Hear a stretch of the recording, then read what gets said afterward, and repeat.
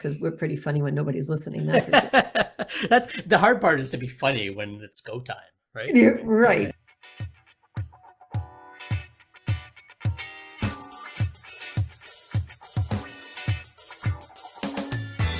Good morning, good afternoon, good evening, and good night. Joe, Dr. Energy Piazza. Rara is in the house. Catherine Asaro Myers. Welcome back to BU Network Podcast, conversations worth having. Hey, Rara, how's it going today? Oh, it's going great, Dr. Energy. How's it going with you? It's awesome. It's a beautiful sunny day here in our nation's capital. I'm excited to be recording with you again, and me wait too. to see what happens. Me too. Or hear what happens, as the case may be. Yeah, well, hear and see, because, a lot's gone on since podcast number 85, and this being 86. There's been some physical changes, not to mention we both got younger and more handsome and gorgeous. Don't we always? Every day? All the time. But we don't stop. We're on a roll. There's no reason to go in any other direction other than up. Which brings me to a funny comment. I don't know if you lived closer, I think we would be doing this together. About My Father has just come out. My favorite comedian, Sebastian Maniscalco, with Robert De Niro. Yeah. And I'm thinking about how many times am I going to go see it? So I'm actually contemplating going to see it alone so I can just get there. And then I figure I'll go with my husband, then I'll go with friends. And I imagine I'm going to go see this movie more than once, because don't you feel like it's our families? Just a little bit. I mean, some of his stand-up, the one that he does about guests coming over and having the instant cake in the freezer and nobody else touched that. Your mother telling you, nobody touched that. That's for guests. Yeah, that feels like it's and the Sanka, the instant coffee. Yeah, that feels like it's pretty. For us, it was also espresso. Yeah. But when I think about the movie and some of the scenes where, his Versace, I won't give it away. It's all in the trailer, actually. Yeah. When I see scenes like that, and the father making dinner out of nothing when I see that, I think of my family. Like, we've always provided for. I mean, we never had somebody's pheasant or peacock or whatever that was in the movie, but it felt like it was really a moment from my life, because there was humor, there was ridiculous conversations, like money in the mayonnaise jars in the garden. It just funny. So you have to be Sicilian to get some of that, right? And it just felt like, I have to see that, boy. And I'm pretty sure that you and I would go see that and probably do some kind of a live on the way in or out. Yeah, it's it's a Sicilian thing, right? It is. And that's kind of what we do on the podcast, right? Sometimes we just make something out of nothing. We just start having a conversation like, oh, that's a good podcast idea. Away we go. And I'm glad you said that just now, because I was thinking of other ideas for us. We're pretty funny. Like, maybe people don't really see all of that about us because we're pretty funny when nobody's listening. That's the hard part, is to be funny when it's go time, right? Right, because we don't want to be vulgar, because we never are, and we don't want to be crude, which we aren't. But we really kind of are off camera a little bit more. That's what I meant. And then on camera, we don't want to offend the audience, so we want to make sure that it's a family show. But if you think about us at a moment with our, feet up and our hands behind our neck there, just talking, it would be pretty funny. Exactly. We would be like pretty funny if someone were to fly on the wall. So for a podcast idea, I was thinking of an uncut, raw conversation between two Sicilians, because we say this so often between two Sicilians. It's funny you mentioned that. I had this conversation with my niece when I'm visiting my sister. I said, we should put a microphone in the middle of the table around dinner time and just let it run and record and see what comes out of it, and then just put that up as a podcast. I think it would be hilarious. My nieces and nephew are hilarious at dinner time, and the conversations you know how it is, it gets loud and funny and raucous, and sometimes, hey, don't stop touching me or whatever, stay on your side of the table. That's a little bit less now that they're older, but yeah, that kind of stuff. I totally understand that. And imagine audio clip without video and not understanding the context. That would be funnier, because we're going to offer, of course, video and audio, which is fine. But when you just hear the conversation and you don't know what's going on, your mind makes things up. Exactly. We start to tell each other or tell ourselves what they're doing, what people are doing. So I think uncut and raw would be, uncut and raw would be a really interesting way for us to perhaps go one time, like let it roll, right? See what happens, and then put it up as a sound bite, so we could really let people see who we are. Let our hair down, so to speak. Yes. And if we ask people, why do you listen to us? Right. Why be you? Why did you choose you? I would guess that most of the time it's going to be not because we're not producing fantastic work, but based on us, based on the relationship that people find us relatable. It will be the relationship card that they will play in order to connect with us, because that's what we want. We want to be relatable. And I think that's the case for pretty much anything. Like, that's why we continue to listen to Sebastian Maniscalco. He's relatable. We can see our own family in his stories. And as I'm sure a lot of people of, Portuguese, Spanish, Italian, French descent can probably identify with a lot of what he talks about, especially if you come from a large family. And so I think that being relatable, people have a connection with you, and you could almost be talking about almost anything, but if they get you, they're going to follow you. Yes. And during the 24 months when life changed, I watched Sebastian every day. Yeah. So he went live with like bed hair, sweatpants, from his basement in a big comfy chair with a handheld microphone. And he was live, and he was showing his wife coming out of the, like not naked, coming out of the shower with a towel on her head. And she would say, "What are you doing?" And he would say, "I'm doing a live." And she would say, "Stop that." And he would show in their life, "Look at what my wife orders from Amazon. Boy, we need this many." And he was talking about clothespins and vitamins. And so he was doing real life things. You talk about relatable, right? And you think, wow, they order from Amazon too. Wow, she takes a shower, puts a towel on her head. Who doesn't? Who doesn't? But the fact that he brought it into his lives, and he said, "I'm not performing, I'm not working, so I want people to be able to know who I am." It reminds me of the cowbell skit from Saturday Night Live with Christopher Walken. He says, and he's playing a character named Bruce Dickinson, I think. He's a music producer, and he goes, "I'm just the same as you. I put on my pants one leg at a time, but then I make gold records." Exactly. The whole idea that, like somebody like Sebastian, he still does the same things every day that we do, ordering things from Amazon. You got to keep up the house, take care of the kids, make sure his wife's happy, dealing with all the relationship issues that we all deal with, all of those things. Like you and I were just speaking about before we went live. We were just talking about what we do in the course of a day. Well, what a privileged life we lead sometimes. And and then other times the things that we do, and we're like, wow, I really appreciate it when that's done for us.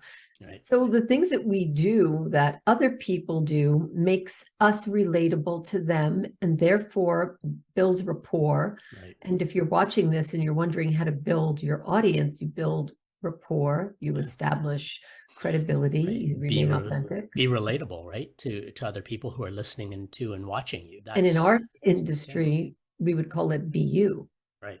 Being yourself, being your unique self, as you would say, Dr. Energy, to tap into each person's greatness. Their greatness. You bring that out in people, and in be you, I absolutely, pardon my phone ringing, talk about silencing things. There we are. There we are when real we're life. live. Yep. Real life. Did I turn the phone off? But Nope. It's those relationships that we build with our listeners and the people who are watching us on YouTube.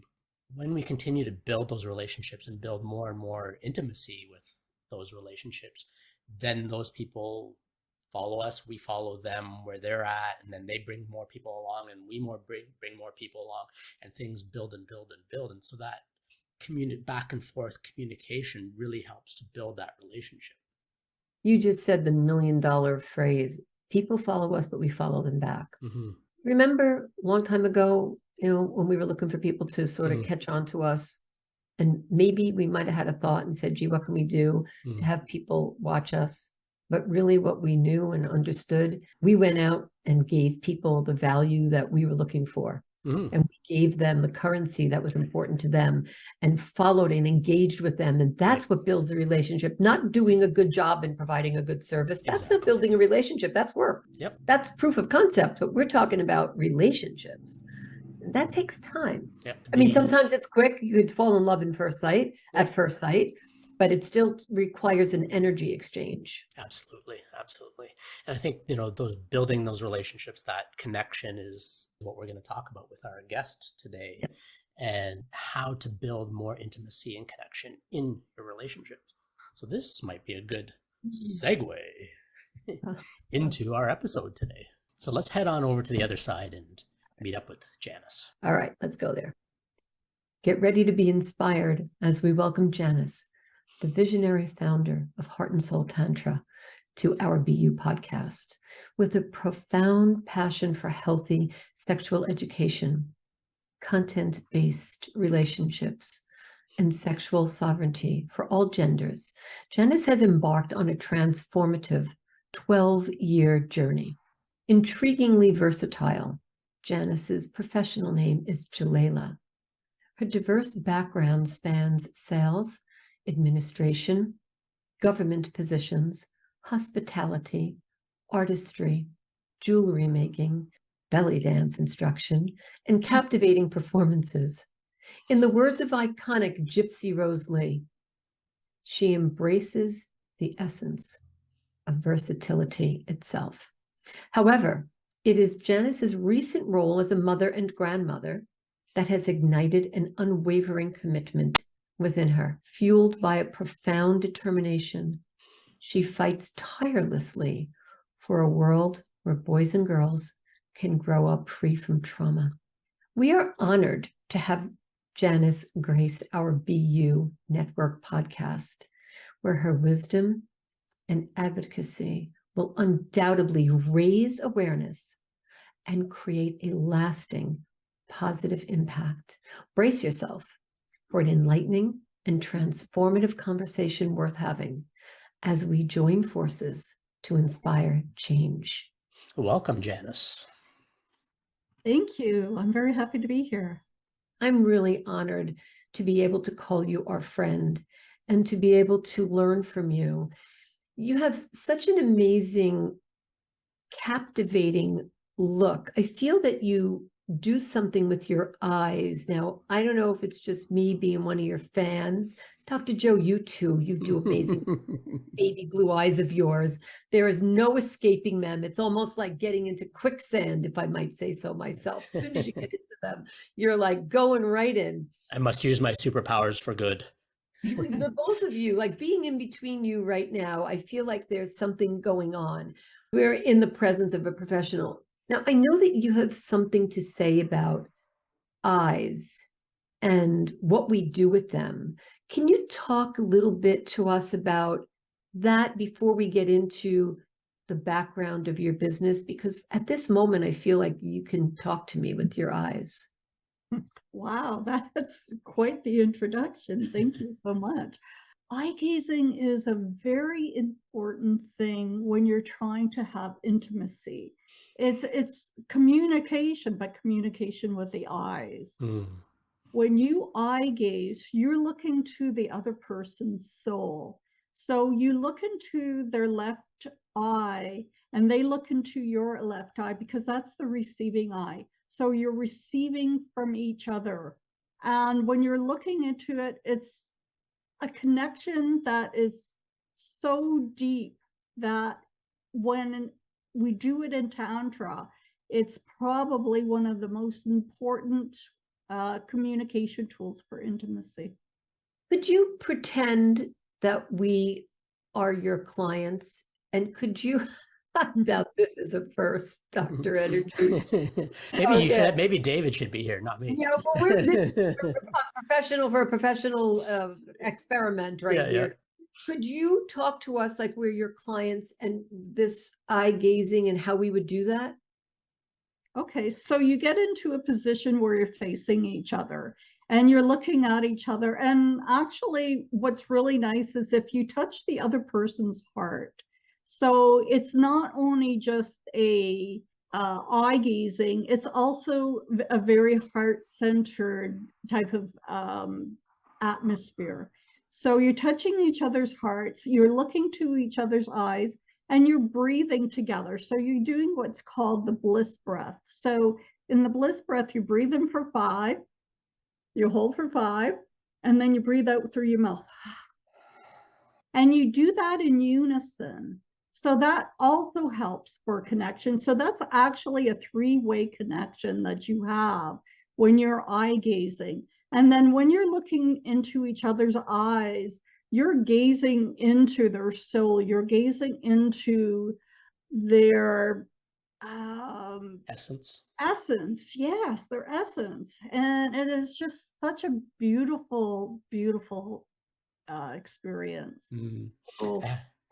It is amazing. I have a little bit of experience with eye gazing, both from past relationships and going to with a yogi led session doing this type of eye gazing. We also use it.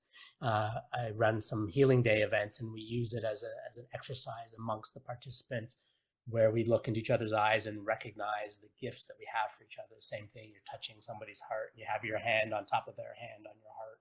You're looking into the person's eyes, and you're stating out loud what you perceive as their gifts, and then they do the same for you. And it creates such a deep connection with people. It's absolutely incredible. Well, Dr. Energy, we did this every Sunday at my family table. My father eye gazed with us. He put his hand on his heart, he put his hand on our heart, and he said if we didn't do exactly what he said, that our life would change instantly. There's different types of messages with eye gazing, yes. Very impactful, that eye gazing and that heart touching. We did exactly what he said. I've learned this from a very young age. It had nothing to do with Tantra at that time, but I consider myself extremely experienced in this subject. So we feel that, right? Like that was that we just felt that energy just shifted like right to the 3 of us, right? For people who are listening to the podcast, you may want to check it out on YouTube, the episode, so you can actually see what that exercise looks like. So if we were your clients and you're our coach, what would be the time frame that we would dedicate to this in order to get the full benefit? Maybe we've never done it before. Usually a couple sessions are around 3 hours. That way I get to inspire you, talk to you, learn a little bit more about you and as a couple and what you're wanting, your intimacy level, and what you're feeling about each other. Dr. Energy, when I think about taking 3 hours of our time, investing it as a couple and going somewhere, we would at least do that over dinner, right? So when we're in the presence of we would do that over dinner. In the presence of a professional guiding us, it seems like that would be a really good investment of time to develop a relationship, whether it's in trouble, whether it's going well, or looking for something new. It feels easy, right? It's one of the, there are going to be a lot of people that say, oh, I don't have that kind of time to invest in. And I would say that if you feel like you don't have 3 hours to invest in an exercise such as this, or doing this type of exercise with your partner, then you need to spend 6 hours doing it. Yes. There was that quote about meditation. If you don't have an hour to devote to meditation, then you should spend 3 hours in meditation. It's that connecting. Right. And it feels like as a couple decision, right? Because we're role playing here. So as a couple decision, if we can agree that this would be beneficial to the couple, it really doesn't matter what the time is. How long does it take to go to a movie? Time stands still when you're doing it. Yeah. Right. You go and you do things, but when you're in that zone, in that moment together, like you just said, there's another dimension. So let me ask you a question. We're talking about eye gazing. We're talking about the benefits of that. I understand as a new person to this, if I'm in your audience going, oh, I understand that. We go somewhere, we physically do this, we experience it with our partner. As we're investing our time as a couple and we're with you and you are guiding us and coaching us, we're following your instruction and you're leading us to something. So we're experiencing eye gazing, we're touching each other's soul and heart. Will our body follow with some excitement or feeling, that something we could expect? Sensation, yeah. Yes.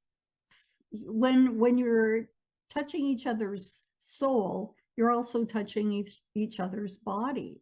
So when you're across from each other, looking into each other's eyes, eye gazing, that sexual energy that is in the root chakra is going to rise. And when it rises, it's going to circulate. And when it does, it's going to land in your heart chakra. And you want that sexual energy to be in your heart chakra. You know, Dr. Energy, we had a show once where we talked about when children say, look at me, look at me, look at me. And we talked about how some people are auditory and some people are visual, auditory learners, aesthetic. Yep. So when we talk about look at me, and we actually do that without commanding it, and we look into someone's eyes, there's a huge depth to that. We once took a course on etiquette. And we took our 2 children at the time, 2 of the 3 that were with us, and it was on how to toast with your partner. And you raise your glass. Okay, watch this. You raise your glass, you click, and you stare into their eye until after you finish having your drink. Whoops, as I knocked my mic over, that's fine. This is a real podcast. And then once you put your glass down, then you stop gazing. Make contact, yeah. You make contact from the moment you lift that glass until you're done. What is that, 15 seconds? 20? Not even? Depends on how fast you drink. It's amazing. It's amazing. And Janice, working with couples, I'm sure you've seen amazing results with the eye gazing. Even just walking down the street, I do this. I walk to and from the office here, and just catching people's eye. It's amazing to me the number of people that will actually look away. They're afraid to make eye contact. They don't feel safe in themselves, maybe, to make that eye contact. I think it's something that needs to come back into our culture more, that when we make that contact with people, even just looking at them and smiling, and you'll never know how much that's going to affect somebody the rest of their day. And we actually know that that smile is contagious, that people cannot resist actually smiling back, even if it's just a little up the corner of their mouth.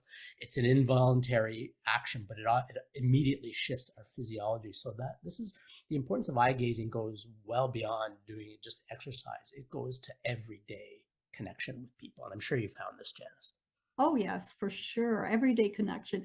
I always look in people's eyes now. I never used to. I always used to kind of look down, and I would be a little bit nervous. But now I look into, when I see people on the street, I look into their eyes, I smile, and I say hi.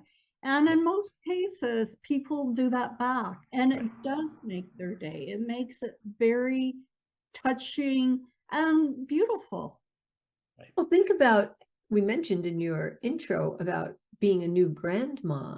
Think about your granddaughter, our grandchildren. What are we looking for? We're looking for them to look at us. So explain what that's like with an infant eye gaze. Oh man, that's some powerful stuff. Yeah, it is so incredible when my little baby granddaughter looks at me and recognizes me and then puts on this big smile. It is the most incredible feeling when they laugh. They're just so much joy, so much joy. So at the very young age of being an infant to being an adult, we learn to eye gaze as an infant. We learn to stare at the people that we see and that we love, and we learn to smile back. Where did we forget that? Yeah. Why did we stop? Why did we stop doing that? I mean, it's great, Janice. It's a business for you that you're reteaching us what we actually are innate skill that we learned as a child, and then come back to you. And thank goodness that you're there to teach us that. Imagine a world where we could all connect with each other the same way that we connect an eye gaze with an infant. whether it's Mhm. our child or grandchild, a niece and nephew, whatever it is, a friend's child. Imagine if we could connect with each other at that same depth of connection and at the the level of our essence of who we really are and who they really are, and recognizing that that's where we're one. We know that Sanskrit word, right? Namaste, right? The place in me that is one with you recognizes the place in you where you're one with me. That Yeah. when we connect with people like that, it makes a huge difference. Oh, Imagine if we all stopped talking long enough to do that. and also hugging. Oh, I find that in my sessions, a heart to heart hug is probably one of the most intimate acts, and it's so beautiful. And when I do that with either the couples, the couples do mm. it, and then we do it with each person, or if I have a client, when I do a heart to heart hug with them, I do it for not just a little, it's like a very lengthy hug. 15, 20 seconds. Yep. At Yeah. least. And when I do, after we stop the embrace, they look at me and say, "Oh my God, Yeah. this was incredible. I have not felt like this in a very long time." I can't tell you the number of couples that I've seen, or friends, when they hug, it's basically shoulder touching shoulder. No other part of their body touches. When their arms are around, but it's only the shoulders touching shoulders, and no other part of the body is touching. And I'm like, how can you even have a connection with somebody Yeah. like that? Yeah. Well, I even friends with me, like I have friends that go like this. Yeah. Like they're trying to burp you or something. It's like, oh, Well, think about that. pull away. Yeah. Think about what you just said. It made me think about skin to skin. So with Mm. babies, we do skin to skin. So in a hug, when we do skin to skin, I mean, Mhm. obviously it's different. It depends on what kind of Body friendship. to body. Yeah. Body to body, yeah. When you do that, there's a connection, right? With children, we touch skin to skin, so that way we could have that connection. And with adults, we do that with our clothes on. But imagine when you're with your partner, and if you're skin to skin, it feels different, right? You actually want to take a few more seconds to have that connection because you feel the warmth from each other. I call it the 7 chakra hug, right? Just line up all the chakras front to front and really connect with your partner. Yeah. Yeah. So Yeah.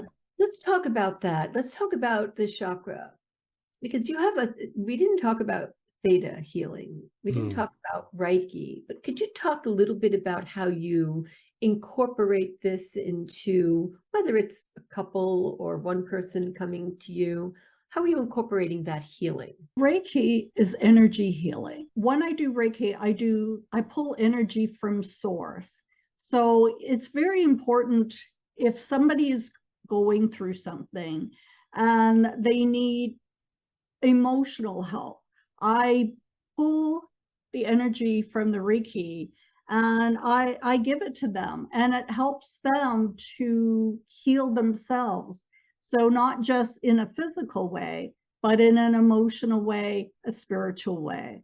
So Reiki is a very important part of the Tantra, I believe, is a very important part of the Tantra experience. And when it comes to theta healing is a little bit of a different modality. It's also using the energy from source, but it's more based on for people with, I would say, traumas. So if you have a trauma, especially sexual trauma, getting to the root cause of what the trauma is and talking about it and letting them deal with it, um, in some cases called inner child work, also is very important in Tantra work. Sounds like it's deep and it's very impactful. Dr. Energy, this is a subject that our audience is probably going to listen to this podcast. Yeah, you're going to have a lot of views on this. We're going to have a lot of listeners on this because the information I can understand why someone will sit with you, visit you for 3 hours in a coaching session, because there's the processing of the information, right? As you're speaking, we're thinking about what you're saying and applying it. Like, how would we apply that in our couple? Is there trauma? What's in our body? What's stopping us from doing different things? It seems like it's very conclusive to actually get into this, to start this form of counseling and coaching. We're not going to step into it and step away unhealed. It feels to me like we're going to step into it and we're going to step away from it as as you would say, like with our superpowers, right? I actually have a question for you, Janice, that, a lot of people have this notion that Tantra is a sexual thing, right? We hear tantric sex, but that's just one version of Tantra. Perhaps you could give us just a short or brief definition or description of what Tantra really is. A lot of people think that Tantra is about sexuality, and there's a sexual component to it, but it's more about inspiring connection. It's more about inspiring bonding, intimacy. There's a lot of people these days that have sexual relations, but all they do is have sex. That's all there is. There's no substance to it. There's no emotion. There's no love. So, and that is actually a lot of people that are doing that. So when they come to me for Tantra, it's learning the art of communication, boundaries, and consent, which are extremely important. It's very important to have that intimacy when dealing with sexual relations. Just a superficial sexual relationship really is meaningless. It really is. And a lot of people are missing that connection, especially since the pandemic. We have not learned, or we have forgotten how to actually have an intimate relationship with each other. Just simple things like we were saying, looking into your eyes, hugging, and having a sexual relationship that deals with communication, boundaries and consent, intimacy, eye gazing, heart opening exercises, and staying with the person, being mindful of that connection. Well, I'm thinking about you talking about superficial relationships. That's right there. We're going to get a lot of viewers just listening to. What do you mean? There's nothing to say about superficial relationships. I thought that was, the goal for some people. So, Dr. Energy, it seems like this is a conversation worth having over and over and over again for so many, many reasons. Yes. Is there any comment that you would like to make to our audience or to Janice today? I just think that this is a conversation we could have for hours and hours, 3 hours, 6 hours, and really get deep into how relationships change when we increase the level of intimacy, and how you could use these techniques, these exercises, to increase that intimacy, not only with ourselves, but also with partners and our loved ones. Janice, is there something that you could say to our audience today about why couples fail? Can you give us like a reason? Communication is probably one of the most important, and listening. Listening is almost even more important than communication, because you need to be able to respect a person by listening to them, getting what their problem is and understanding it, and then sitting back, thinking about it and going, okay, let me listen to this, let me understand this person, and let's move forward with a conversation. So in a conversation with your partner, if somebody says, "Are you listening to me?" the answer is yes. It better be. The nail is not the problem. Are you listening to me? All right. So Dr. Energy, are you listening to me? Yes, I am. Yes, I am listening to you too. This was amazing, an amazing conversation that we had today. It's so interesting to know the depth of what we can do with our relationship and how shallow we could actually exist if we don't dive into a lot of the things that you talked with us about today. I agree. The connection and intimacy of that connection with each other, that is what's going to change the world. Mm-hmm. Most definitely. What a great note to wrap up on. Thank you for being our guest. Yeah, thank you for being our guest. Thank you for being our friend. And thank you for being our fake Tantra coach today. Well, it wasn't fake. We learned something. We created some more intimacy, right?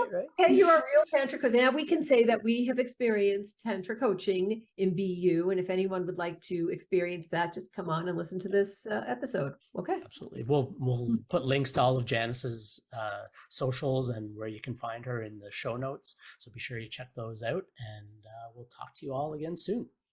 And Jaylala, namaste. Namaste. Thank you so much for having me here. It's a pleasure. Thank you. Ciao. Ciao. Thank you for joining us. Sharing is caring. Tell your friends about conversations worth having on BU Network. We really appreciate your reviews, and you can do that on Apple Podcasts. Thank you. For show notes and links, go to www.b-u.network/podcasts. Connect with us via our website, www.b-u.network, and build a relationship with us. Sign up to receive information, updates, and your free video training at www.b-u.network/pro. We're looking forward to hearing from you, and thank you for being with us. Ciao. Ciao, babies.